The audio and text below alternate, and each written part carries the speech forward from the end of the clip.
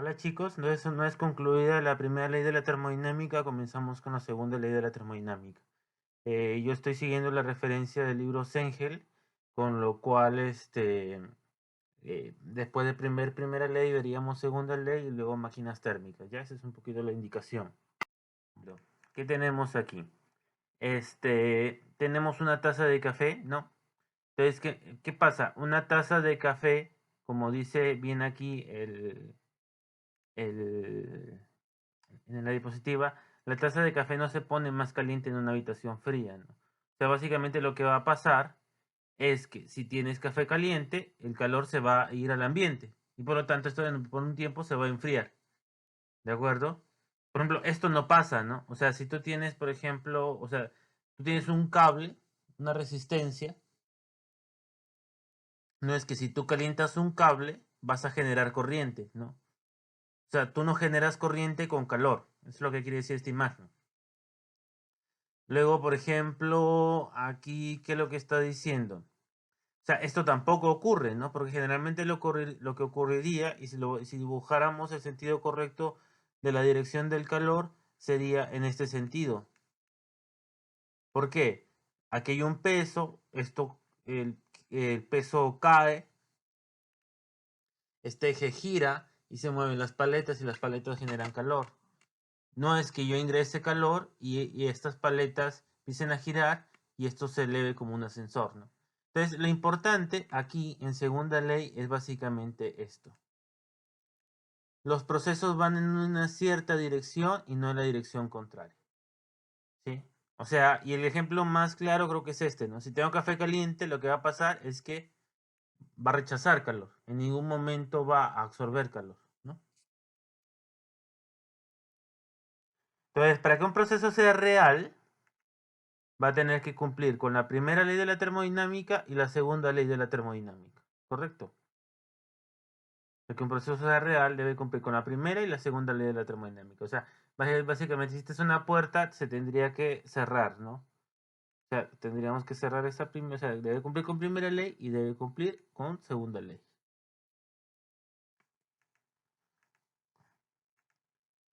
Algunas definiciones. Entonces, ¿qué es un depósito de energía térmica? Vamos a leer. Depósito de energía térmica es un cuerpo hipotético que posee una capacidad de energía térmica relativamente grande, masa por calor específico, que puede suministrar o absorber cantidades finitas, de calor sin experimentar ningún cambio de temperatura, ¿no? Son depósitos de energía térmica los grandes cuerpos de agua. O sea, si yo, por decir, ¿no? O sea, quiero, o sea, si pongo, por ejemplo, ¿no? Una tetera de agua, ¿no? La vierto en un lago. No va a cambiar la temperatura del agua del lago, ¿no? Porque es un cuerpo muy grande, ¿de acuerdo? Entonces, eso es lo que hace referencia. Son cuerpos tan grandes, o sea, que su masa por su calor específico es tan elevado que no va a variar su temperatura, ¿no? Entonces, ¿qué son los depósitos? Grandes cuerpos de agua, sistemas de dos fases, horno industrial, ¿de acuerdo? Entonces, ya para darnos un esquema, ¿no? Source, que viene a ser fuente, es un depósito a alta temperatura, ¿no? Ahora, para hacer referencia a esto, aquí le ponen algunas veces TH, ¿no? Por hacer referencia a una temperatura alta, ¿no? Y a veces aquí le ponen aquí un TL, ¿no? Con lo cual este sería un QH, ¿no? Ese hit sería un QH y este hit sería un QL, ¿no? Haciendo referencia a high y haciendo referencia a eh, low, ¿no? Este sería source, viene a ser fuente, source viene a ser fuente y sink viene a ser sumidero, ¿sí? Source, fuente, sink, sumidero. ¿Qué es una máquina térmica? Vamos a ver. O sea, en la vida real, si yo entrego calor, o sea, aquí, un eje de movimiento, por efecto de la fricción voy a generar calor, con lo cual, definitivamente, vamos a decir que esto sí ocurre. Ahora, lo que, o sea, si yo, por ejemplo, vamos viendo aquí otro, o sea, no es el mismo caso, ¿no? Vamos a aceptarlo, no es el mismo caso. O sea, si yo entrego calor al agua, o sea, si yo caliento esta agua, no implica que voy a generar trabajo, ¿no? No sé si me dejo entender. O sea, aquí yo, en esta parte, vamos a ver con el puntero láser, en esta parte yo entregaba trabajo y obtenía calor. Aquí estoy entregando calor, pero sin embargo no obtengo trabajo, ¿sí? Y esto es, y la palabra bastante utilizada en esta parte es espontáneamente, ¿no? Espontáneamente.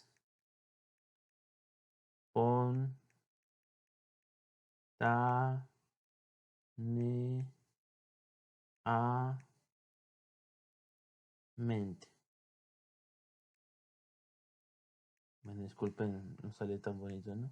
Entonces, espontáneamente lo que ocurre, no va a ocurrir que yo entrego calor y espontáneamente obtengo trabajo, ¿sí? Ahora, esto no ocurre, esto sí ocurre en la realidad. Vamos a ver cómo. Vamos leyendo, ¿no? Dice, trabajo siempre puede convertirse directa y completamente en calor, pero no ocurre el fenómeno.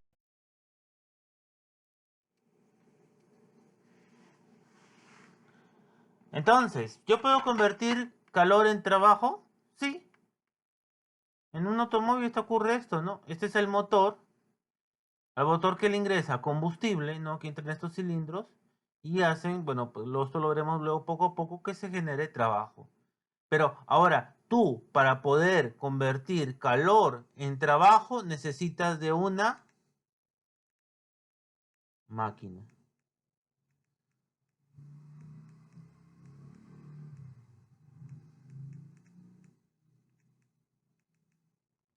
Y bueno, vamos a darle el nombre completo, ¿no? Una máquina térmica. Entonces, aquí está más claro, ¿no? Una máquina térmica lo que va a hacer, va a convertir calor, lo podría escribir, ¿no? Calor en trabajo. Pero para eso requiero de qué cosa? De una máquina térmica. ¿Ok? Entonces, ¿cuáles son las características de las máquinas térmicas? Vamos a ver, tenemos 1, 2, 3, 4. Y miren, ya vamos teniendo unos esquemas, ¿no? High temperature source, una fuente de alta temperatura. Low temperature sink, un sumidero a baja temperatura, ¿no? Heat engine, que viene a ser máquina térmica. Tenemos un calor de entrada, un calor de salida y un trabajo neto de salida. Por ejemplo, para los que no se acuerdan, el trabajo neto de salida es igual al trabajo de salida menos el trabajo de entrada. Entonces, ¿qué dice? Vamos viendo. Ahí. 1. Las características, vamos a ver. Reciben calor de una fuente a temperatura alta. Reciben calor de una fuente a temperatura, aquí se ve, ¿no? Reciben calor de una fuente a temperatura alta. Convierte parte de ese calor en trabajo. ¿Y por qué dice parte? Porque aquí estamos viendo un trabajo neto de salida, que es un trabajo de salida menos un trabajo de entrada. Por eso dice parte. O sea, aquí una palabra importante también de resaltar, ¿no? Es este que dice parte. Luego dice, rechazan calor de desecho hacia un sumidero. Aquí está. Y operan en un ciclo, eso lo vamos a ir viendo poco a poco, ¿sí? Pero básicamente esas son las características, ¿no? De una máquina térmica, ¿no? Entonces tenemos 1, 2, 3, 4 características.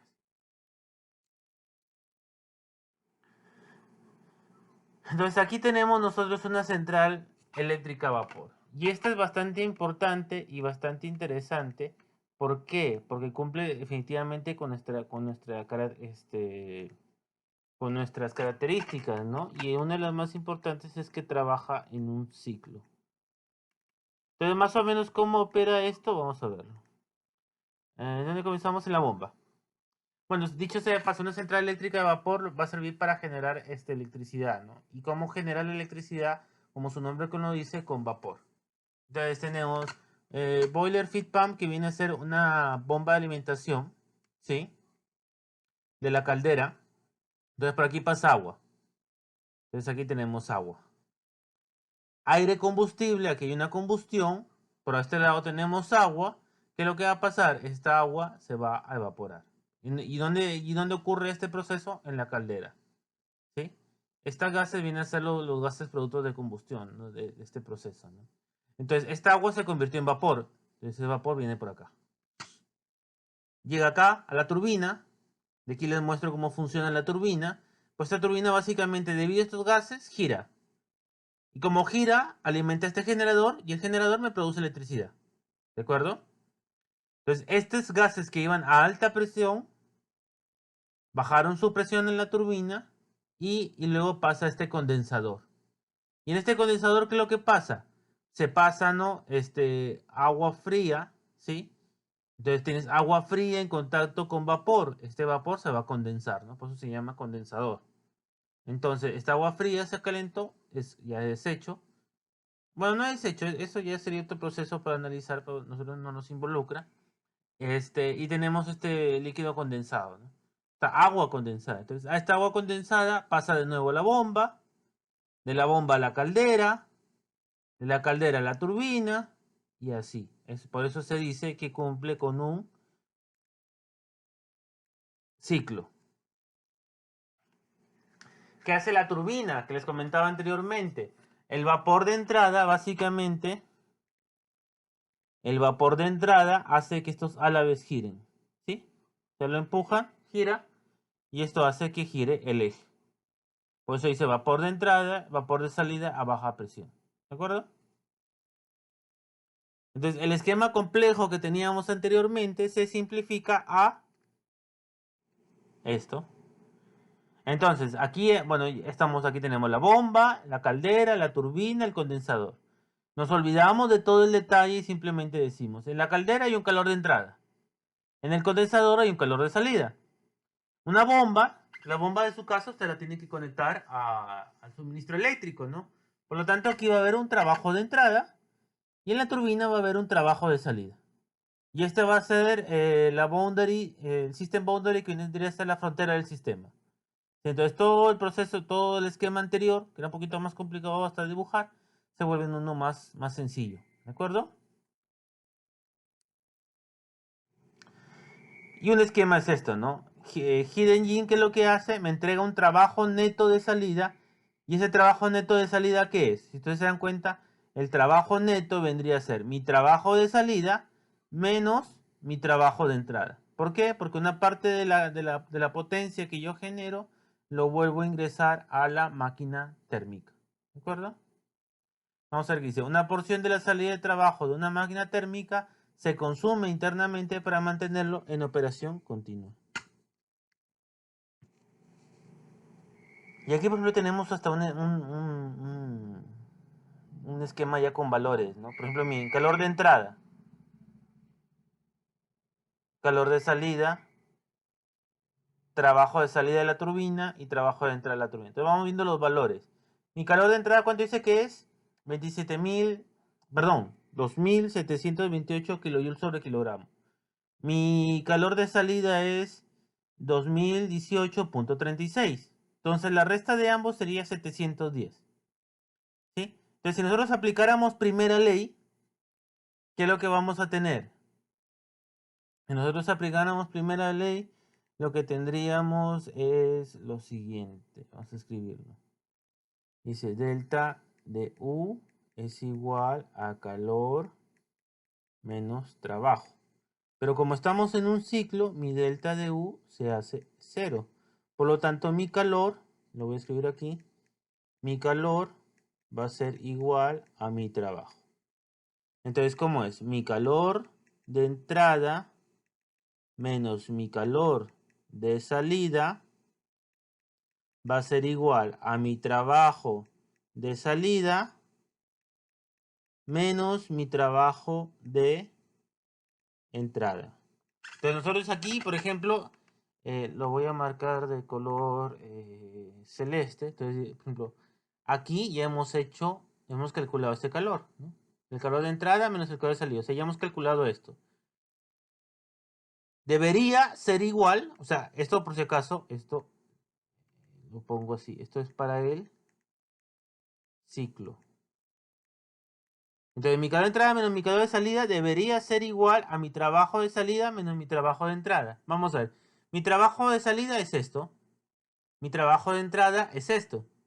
Por lo tanto, 713 menos 3, 710. Con lo cual cumple, ¿no? 710. Vamos a ver. Vamos a ver esto de aquí. 710 igual a 710.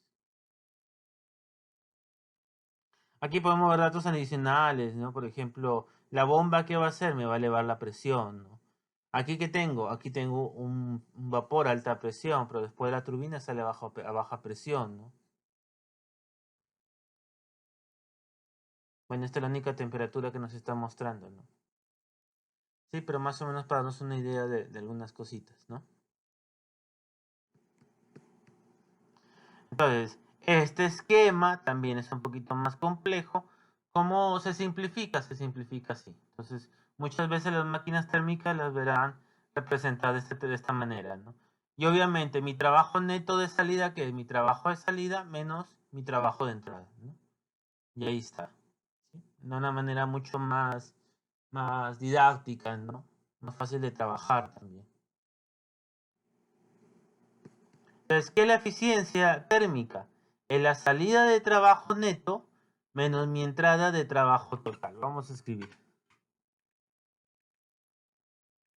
Mi rendimiento viene a ser mi salida de trabajo neto, o sea, mi trabajo de salida menos mi trabajo de entrada sobre mi calor total, QH. Ahora, esto va a ser igual a, esto, calor de salida menos mi calor de entrada sería que, igual a qué cosa? A mi calor de entrada, o sea, QH menos mi calor de salida. Sobre mi calor de entrada, o sea, QH.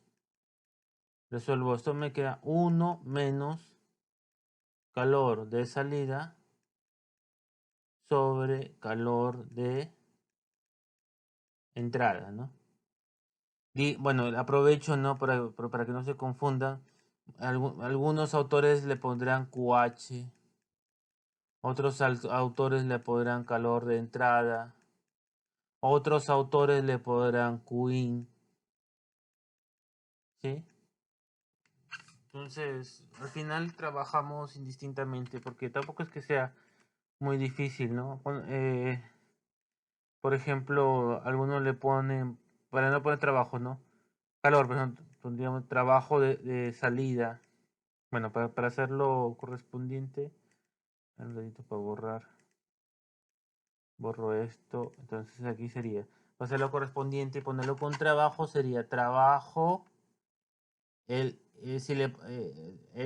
contrario al H, ¿no? Que es el de entrada, sería el low. Entonces alguno podría poner trabajo de salida. Igual, ¿no? Perdón, ay, me equivoqué. Trabajo. Uy, sería trabajo out, ¿no? Uno le ponen así, ¿no? Entonces, muchas veces se utiliza indistintamente esa nomenclatura.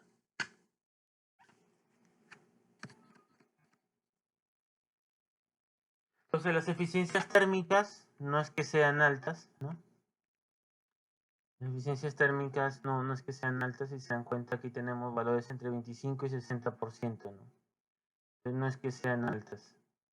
La emisión mecánica, por ejemplo, son bastante elevadas, ¿no? Pero para cuando son térmicas no están tan altas, ¿sí?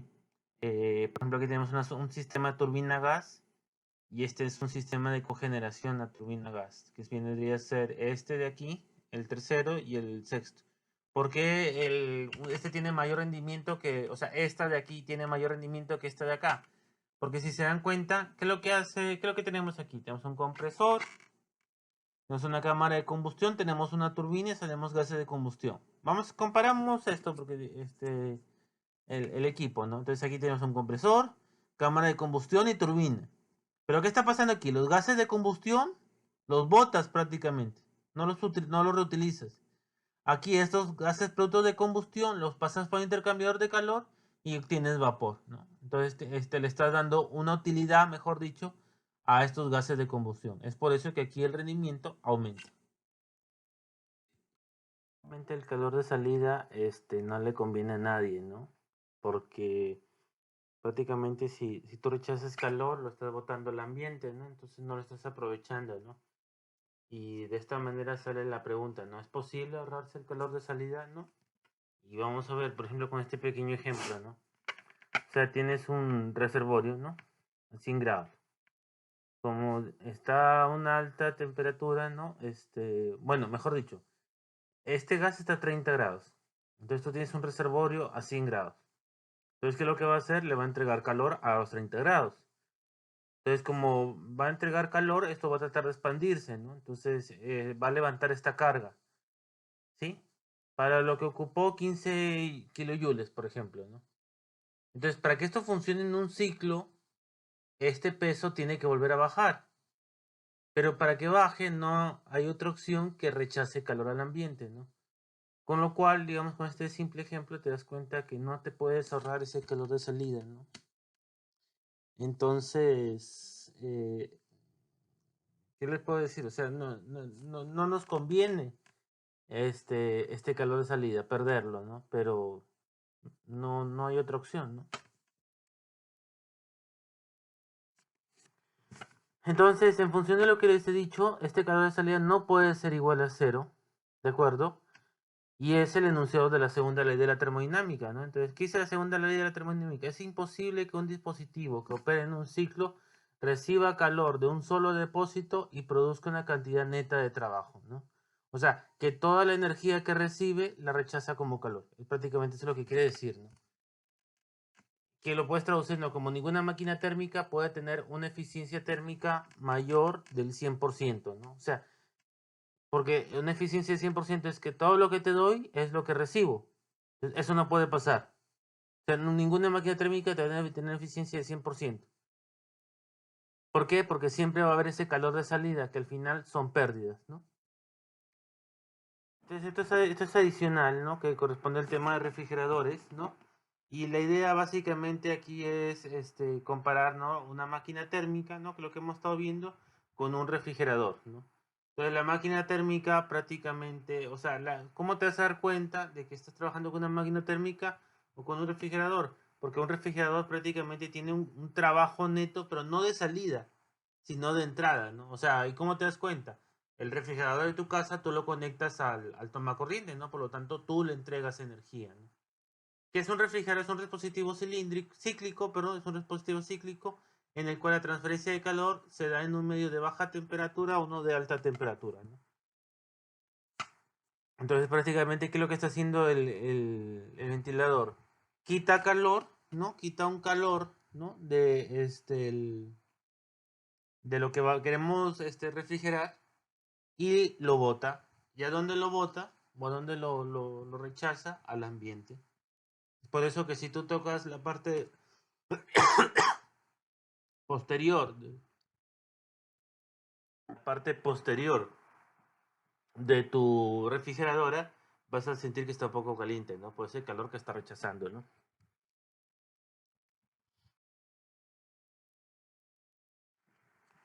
¿Cómo funciona? Más o menos aquí lo podemos ver, ¿no? Estos son dispositivos, digamos, primordiales, ¿no? Entre comillas, de un refrigerador. La válvula de expansión, el compresor, el evaporador y el condensador, ¿sí? Entonces, en una válvula de expansión, ¿qué es lo que está pasando? Recibimos el fluido a una alta presión y pasa a una baja presión, ¿no? El compresor, ¿qué hace? De baja presión a alta presión, ¿no? Y el evaporador, bueno, prácticamente lo que hace es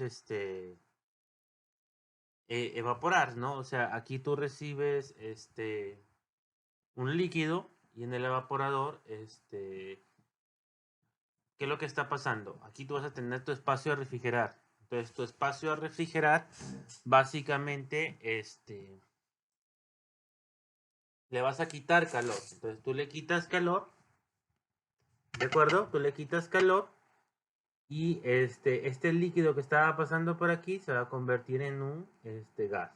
Obviamente este líquido o este fluido no es agua, ¿no? O sea, por ejemplo, aquí estamos viendo que es el refrigerante 134A. ¿De acuerdo? Entonces nosotros vamos a trabajar con un refrigerante que es el 134A. Entonces, ¿cuál es cómo funciona nuestro sistema? Tenemos aquí este líquido. Y aquí yo hice esta grafiquita para ubicarnos un poco, ¿no? Entonces, por ejemplo, el refrigerante 134A a 120 kilopascales, su temperatura de saturación es 22.32. O sea, 25 a menos 25 grados, esto está en estado líquido. Luego pasa el evaporador, ¿no? Entonces, ¿qué es lo que está pasando? El refrigerador prácticamente lo que va a hacer va a succionar, ¿no? Entre comillas, el calor, ¿no? De lo que queremos nosotros refrigerar y lo va a enviar al evaporador, ¿no? Para tratar de entenderlo, ¿no? Entonces, como aquí venía el líquido, le entró calor y aumentó su temperatura a menos 20, pero ya a menos 20 vamos a tener vapor. Entonces, este vapor entra al compresor y el compresor básicamente lo que va a hacer va a aumentar su temperatura y va a aumentar su presión. Pero a 800 kilopascales y a 60 grados centígrados sigue siendo vapor. Por lo tanto, lo pasas al condensador. Entonces, en el condensador se mantiene la misma presión, 800 kilopascales, pero ya su temperatura bajó a 30 grados. Y en 30 grados está en estado líquido. La válvula de expansión, ¿qué es lo que hace? Pierde presión, pierde temperatura y luego continúa con el ciclo, ¿no? Entonces, básicamente así es como trabaja un refrigerador. Aquí ya tenemos, digamos, la máquina o el esquema que nos hemos estado viendo y la máquina real, ¿no? El compresor, ¿no? Que siempre está abajo, ¿no? Tenemos nuestro evaporador, ¿no? Por aquí. Nuestra válvula de expansión y nuestro condensador, ¿no? ¿Sí? Entonces, a ver qué otro comentario podríamos decir, ¿no? Obviamente el compresor va a estar conectado al evaporador y el condensador y la válvula de expansión y de igual manera, ¿no? Aquí ya tenemos otro esquemita, ¿no? De un refrigerador, ¿no? Sí, pero bueno, básicamente esto es un esquema, ¿no? Aquí vemos la válvula de expansión, este calor que es rechazado en el condensador, este calor que ingresa al evaporador, ¿no? Y el compresor, ¿no?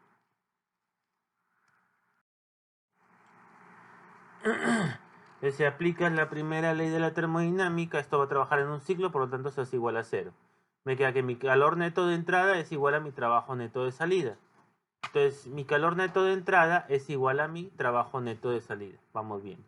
Mi calor de entrada menos mi calor de salida es igual a mi trabajo de salida menos mi trabajo de entrada.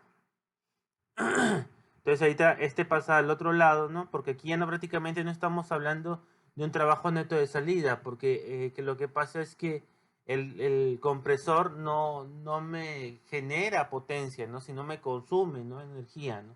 Entonces por eso que aquí hablamos de un trabajo neto de entrada, ¿no? Es por eso que se reacomoda la ecuación hasta una forma de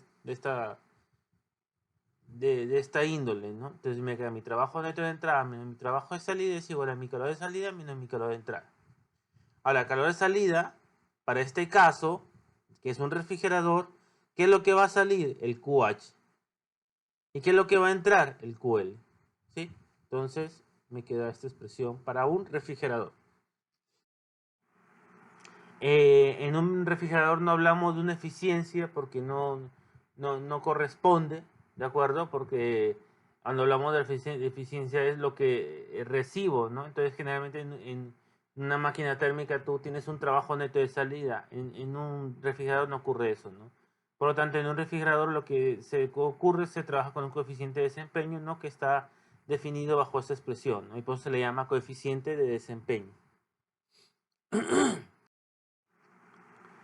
Y bueno, aquí tenemos un ejemplo, ¿no? Entonces, para este dato tenemos mi trabajo de entrada 2 kilowatts, mi, mi calor de entrada, ¿no? Mi QL, ¿no? Sería 360 kJ por minuto. Puedo hallar tranquilamente mi coeficiente de desempeño, ¿no? Y aquí, bueno, básicamente con los datos que tenemos, ¿no? O calcular el calor de salida, ¿no? Entonces, que estoy aplicando primera ley, ¿no? Y es bastante sencillo, ¿no? Los invito a que lo hagan como en algún momento creo que les he dicho, siempre este tipo de cálculos hacerlo con lápiz y papel, ¿no? Ustedes mismos en su casa, ¿no? Para verificar, ¿no? Porque si lo ves así directamente de diapositiva, puede ser que te pierdas luego cuando estés dando la práctica, ¿no? Entonces, una bomba de calor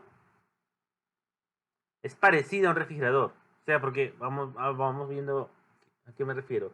Un refrigerador, vale la redundancia, refrigera, ¿no? Entonces quita calor. Una bomba de calor lo que hace es calentar, ¿no? Por ejemplo, aquí, ¿no? Estamos en una casa, ¿no? Y o sea, mejor dicho, la temperatura ambiente es 4 grados centígrados. Entonces yo lo que quiero hacer es calentar la casa, ¿no? Entonces, esa es un poco la idea, ¿no? Un refrigerante, yo quiero refrigerar el espacio que está aquí. En cambio, con una bomba de calor yo quiero calentar este espacio de acá. ¿Me dejo entender? Y de ahí el estudio es prácticamente bastante similar, ¿no? Podemos calcular un coeficiente de desempeño de igual manera, ¿no? Y bueno, vamos a ver esta figura, ¿no? Cariño, ¿estás acondicionando el aire del exterior? No, estoy calentando la casa, ¿no? Entonces, que dice, cuando se instala hacia atrás un aire acondicionado, funciona como una bomba de calor, ¿no? ¿Por qué? O sea, ¿qué es lo que estaría, entre comillas, haciendo este aire acondicionado, ¿no? Refrigerando el ambiente y calentando el interior, ¿no? Pero obviamente nadie lo va a trabajar así, de esa manera, ¿no?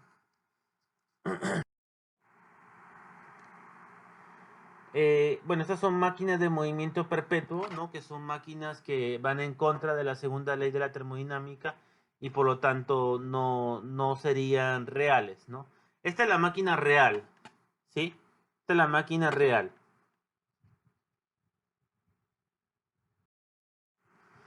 Esta es una máquina de movimiento perpetuo que básicamente dice, de mi trabajo de salida, yo voy a calentar mi caldera, ¿no? Con una resistencia eléctrica, ¿no?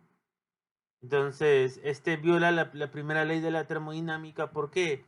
Porque solamente tengo trabajo de salida y no tengo ningún trabajo de entrada o ningún calor de entrada, ¿no? O sea, verdaderamente aquí debería haber un calor de entrada. Pero básicamente, y aquí debería haber, bueno, aquí está mi calor de salida, pero aquí debería haber un calor de entrada. Entonces, esta máquina de movimiento perpetuo dice, no, yo no lo voy a usar esto. Pero no se puede porque prácticamente estarías creando energía, ¿no? Entonces, por eso que esta máquina no existe, ¿no?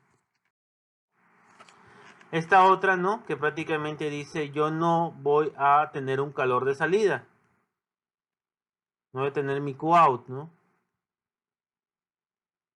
Pero también va en contra de las leyes de la termodinámica porque básicamente me está diciendo una reficiencia de 100%, ¿no? Y eso no puede ocurrir, lastimosamente, ¿no? Entonces, también va en contra de la ley de la termodinámica.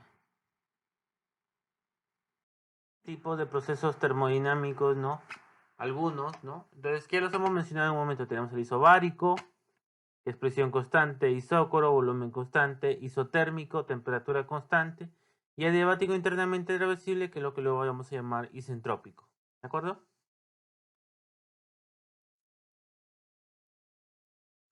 Entonces, el ciclo de Carnot, ¿no? Entonces ya empezamos a ver aquí nosotros nuestro primer ciclo, ¿no? Entonces, el ciclo de Carnot viene a ver, vamos a ver un ratito. Entonces, el ciclo de Carnot, o sea, un ciclo básicamente nosotros lo vamos a dibujar en un diagrama PV. Entonces, el ciclo de Carnot lo podemos dividir del punto 1 al punto 2, del punto 2 del punto 3, del punto 3 al punto 4 y del punto 4 al punto 1. Entonces, vamos viendo cómo se trabaja. Entonces, ¿qué tenemos, no? De 1 a 2 tenemos una expansión isotérmica reversible. El término reversible son procesos ideales, ¿no? Que no es parte del alcance del curso, ¿no? Ver lo que es reversible, irreversible, internamente reversible, ¿no? Entonces es un proceso que se va a dar de esta manera, ¿no? Una expansión isotérmica reversible 1-2. Expansión isotérmica. 3,4, expansión adiabática reversible. Entonces se está expandiendo sin adición de calor. ¿De acuerdo? Expansión adiabática reversible. Compresión isotérmica reversible. ¿Sí?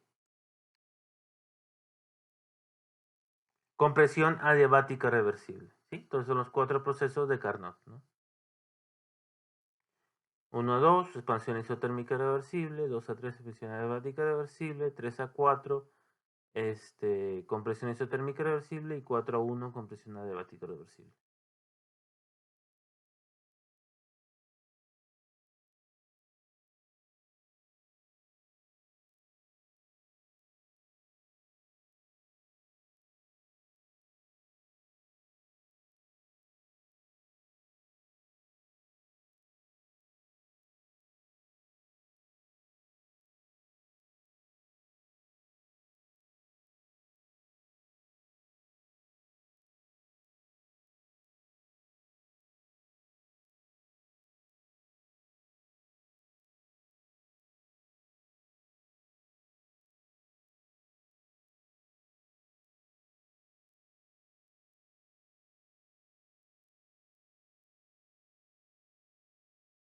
¿No? Y no es este video tan largo, ¿no? La máquina térmica de Carnot.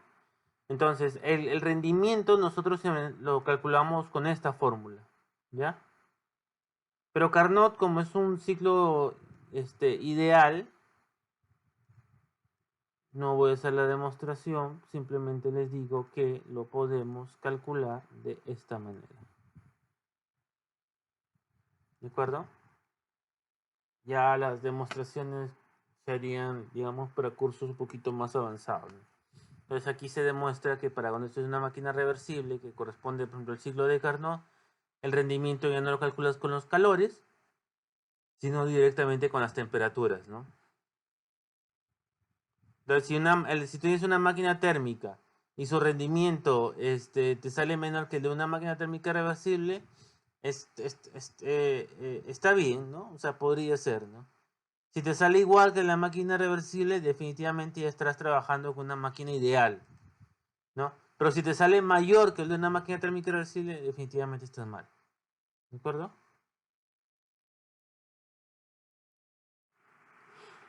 Y aquí hay un ejemplo, ¿no? O sea, si tenemos 2 puntos de temperatura, ¿no? Y calculo mi rendimiento, y me sale que el de la máquina térmica reversible me sale 70%. El de la irreversible me sale 45%.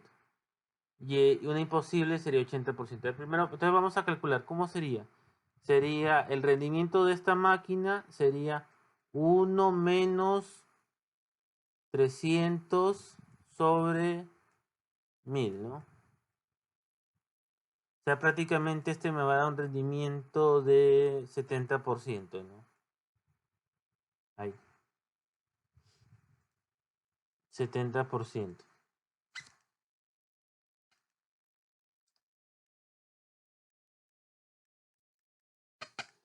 Ese es el rendimiento de la máquina reversible, ¿ya? Porque que estaría trabajando entre estos dos focos de temperatura, entre 1000 y 300. Ahora, si yo tengo una máquina térmica irreversible, ¿no? Una máquina térmica real, por decirlo, ¿no? Y me sale que su rendimiento es de 45, bueno, al menos sé que no estoy mal. Pero si calculo su rendimiento y me sale que es de 80, definitivamente estoy equivocado. Porque ninguna máquina puede tener un rendimiento mayor que el de la máquina reversible. ¿Sí?